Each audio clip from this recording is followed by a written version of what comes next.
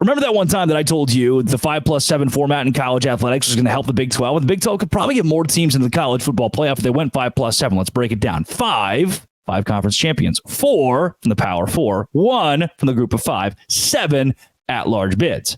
That's good, right? That helps us. The 7 at-large bids is where things get very fun. If it was 6+6, right, 5 conference champions, the Pac-12 included, and then that extra conference champion that comes from the group of 5 against 6 other at-large teams, that takes 1 at-large off the board. Meaning if we have a Utah who sits at 11-2, they might not get in, right? I like the idea that 1 extra at-large team gets in. That's going to benefit the Big 12, right?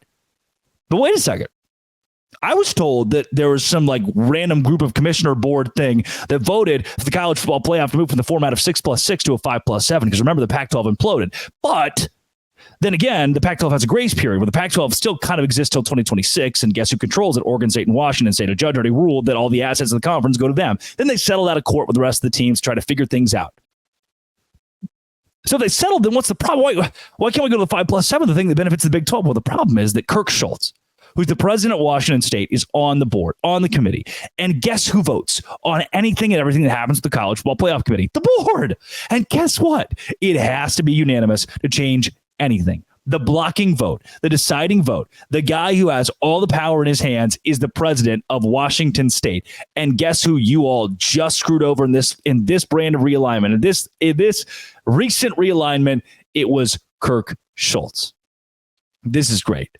This is tweeted out by the Digital Dam, written by CBS Sports. The two schools, battered and bruised after being left out of the conference realignment, could essentially control the CFP on any issue going forward over the next 2 years. You hear that? Washington State and Oregon State can control any issue with the college football playoff and where it goes for 2 years. As a result, less than 11 months until the 12-team playoff kicks off, the CFP was once again stuck in the mud. What I know for certain is that Kirk wants to use that vote for leverage, said a source to CBS. Kirk Schultz has the Pac-12 vote, and he effectively has a veto vote. That is the thing with this. Washington State and Oregon State have power. They have leverage. It's what I told you. It's what I told you 4 months ago, that I believe that Washington State and Oregon State were going to come to the Big 12. And I think that's off the table for now because we got bigger fish to fry with the way that now players are employees of the universities. But the reason that I brought that up is because there is leverage here. These two teams, Kirk Schultz, because of what he has, these two programs have a lot of power over the future of the college football playoff. How much power? It's obvious we'd go to a 5+7. We can't give an auto bid to the Pac-12 or the Pac-2 now. And also, they're kind of an independent out there, right? Washington State and Oregon State technically independent because they decided not to be the Pac-12 anymore. They settled out of court. But we're sitting in a situation in which Kirk Schultz is still on the board for the next 2 years and can deny anything and everything and speaks for the trees. Kirk Schultz is the Lorax. He speaks for the trees. The one thing that we cut down over the course of college football realignment in the last 6 months, Washington State and Oregon State, and they're the ones with the biggest vote. When all votes are equal and it's unanimous, the one who votes against what the whole wants is the biggest vote, and that's what Kirk Schultz has. So what does that mean? It means we're likely stuck in a 6+6. And some would argue that a 6+6 does not benefit Washington State and Oregon State. That the idea here is they can't get the Pac-2 into the college football playoff. That's true. And also, how does this benefit? Does it benefit the Big 12? Does it hurt the Big 12?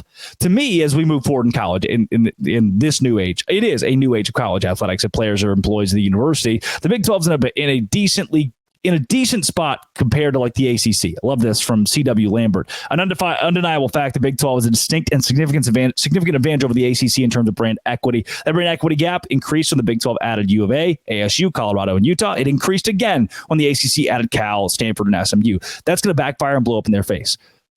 Yes, I think the Big 12 is in a better spot in the ACC as we move forward. I think the Big 12 is in a better spot in the ACC when it comes to the college football playoff.